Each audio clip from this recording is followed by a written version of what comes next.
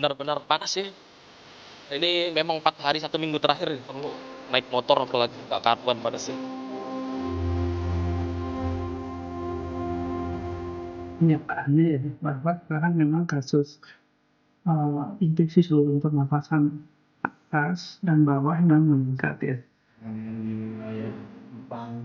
Kalau di Jakarta, saya memastikan bukan menjadi pandemi.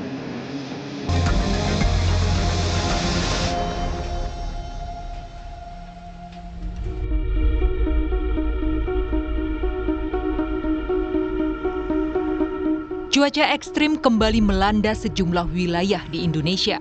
Panas menyengat mencapai lebih dari 35 derajat Celcius dengan cepat berganti dengan hujan deras disertai angin kencang. Perubahan cuaca yang drastis ini bukan hanya berdampak pada aktivitas warga, tapi juga kesehatan dan keselamatan di berbagai daerah. Cuaca semakin sulit ditebak. Siang terasa membakar, malam disambut hujan deras. Perubahan ekstrim membuat aktivitas harian sangat terganggu, terutama bagi warga yang bekerja di luar ruangan. Kerasa banget saya kemarin di Bekasi itu sampai udara di sana kerasa di atas 39 derajat lah. Saya lihat di weather di HP saya itu padahal cuma 36 derajat di sana. Tapi memang ini sudah sangat panas sekali. Kita jarang-jarang sampai 36 derajat di Indonesia gitu. Benar-benar panas ya. Ini memang 4 hari 1 minggu terakhir ya, terus naik motor apalagi nggak karuan panasnya. Aduh, panas banget belakangan ini. Kayak dari minggu kemarin sih. Terus jadi gampang sakit, terus segala macam deh ininya. Kemarin aku sempat radang, cuma langsung suntik vitamin, itu better sih. Emang akhirnya panas banget sih ya, terus udah gitu aku jadi kayak males keluar juga sih karena cuacanya yang kayak gini. 2 minggu lalu aku sempat sakit meriang dan kayak nggak enak tenggorokan gitu sih Kak, jadi paling banyak minum aja sih. Di balik teriknya sinar matahari, tubuh manusia dipaksa bekerja lebih keras, dehidrasi, kelelahan, bahkan sejumlah gangguan kesehatan lain mengintai kelompok rentan. Namun menurut BMKG, cuaca panas yang terik dan menyengat sebenarnya masih dalam kategori normal.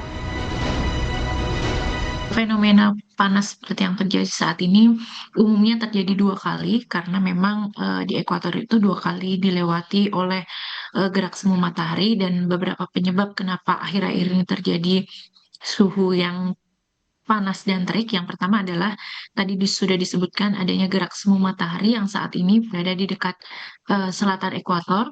Kemudian di masa transisi ini berkurangnya tutupan awan ini juga menyebabkan sinar matahari yang terik, ditambah lagi kelembapan wilayah Indonesia yang tinggi. Hal ini menyebabkan tidak hanya panas saja yang dirasakan, tapi gerah. Seperti itu, Mas Mario. Dan ini sebetulnya adalah kondisi yang normal terjadi. Di balik cuaca terik, sejumlah keluhan kesehatan mulai dirasakan. Terbukti dengan temuan lonjakan pasien yang terjangkit infeksi saluran pernafasan akut. Flu, batuk seperti itu juga bagian dari akibat dari perubahan lingkungan tadi ya, yang menyebabkan virusnya lagi mudah berkembang. Walaupun cuacanya panas, tapi kan sering hujan juga ya, jadi perubahan di malam hari ya. Ya, kalau kita rasa mungkin sebagai masyarakat awam ya, kita merasakan ada hujan seringnya malam hari, tapi siangnya panas terik, dan itu tentu tadi ya membuat penyakit-penyakit yang dipengaruhi oleh lingkungan menjadi lebih mudah untuk terjadi fluktuasi penyakit. Di wilayah DKI Jakarta saja, kasus infeksi saluran pernapasan akut atau ISPA meningkat. Sejak Juli hingga Oktober 2025 mencapai 1.966.308 kasus. Gubernur DKI Jakarta Pramono Anung bilang, tak hanya kasus ISPA, namun ia juga menerima sejumlah kasus dengan gejala mirip COVID-19. Namun Pramono memastikan kasus di Jakarta tidak masuk dalam klasifikasi pandemi. Kalau di Jakarta, saya memastikan bukan menjadi pandemi. Memang ada 1-2 dan sekarang ini COVID seperti flu. Dan beberapa memang akhirnya ada yang di puskesmas, ada yang di rumah sakit, dan mereka segera bisa disembuhkan. Jadi bukan seperti yang COVID ketika yang seperti yang lalu, sekarang ini sudah seperti flu dan memang beberapa terjadi. Selain Jakarta, keluhan warga di Badung, Bali juga merasakan sakit akibat kondisi cuaca panas ekstrim. Terbukti dengan temuan lonjakan pasien yang terjangkit infeksi saluran pernafasan akut. Rumah Sakit Daerah Mangusada mencatat sepanjang Januari hingga September 2025 terdapat 160 kasus ISPA yang dirawat inap dan per 22 Oktober jumlah tersebut meningkat menjadi 179.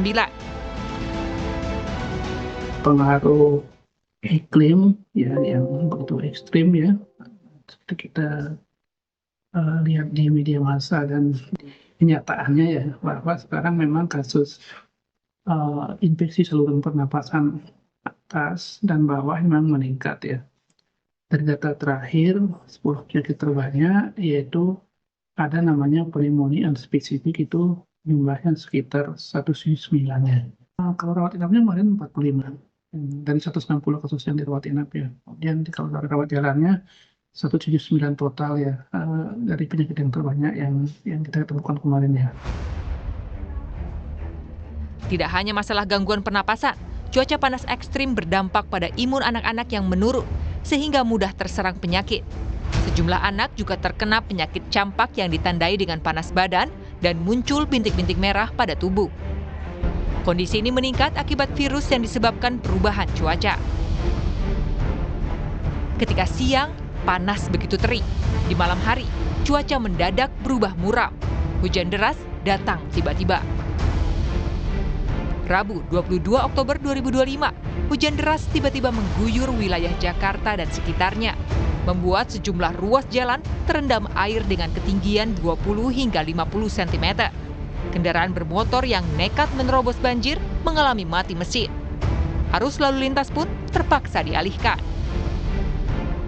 BMKG memprediksi perubahan cuaca dari panas ke hujan masih mungkin terjadi hingga beberapa hari ke depan.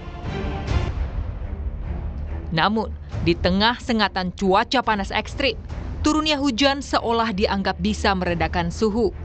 Tapi kabar tak mengenakan datang dari Badan Riset dan Inovasi Nasional BRIN yang menyebut hujan ternyata justru bikin was-was, khususnya bagi warga Jakarta.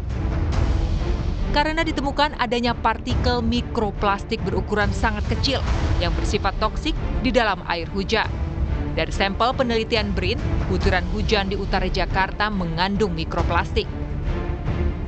Bentuknya fiber atau yang memang bentuknya itu benang atau dan yang kedua adalah bentuknya fragmen atau bentuknya seperti pecahan gitu. Nah, berkaitan dengan hal tersebut karena kami memantau selama per bulan dalam waktu 12 bulan, memang musim hujan itu cenderung mikroplastiknya lebih tinggi daripada musim kemarau. Karena apa? Karena musim hujan itu kan hujan itu kan berfungsi untuk salah satunya membersihkan yang ada di udara ya. Jadi partikulat yang ada di atmosfer itu termasuk debu, gas, termasuk dalam hal ini mikroplastik, dia akan turun lagi ke bawah. Keberadaan mikroplastik ini berbahaya karena bentuknya sulit dideteksi.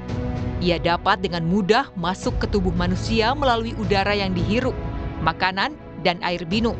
Partikel super kecil ini kemudian bisa menyusup ke dalam berbagai organ penting seperti hati, ginjal, paru-paru, dan masuk ke dalam aliran darah.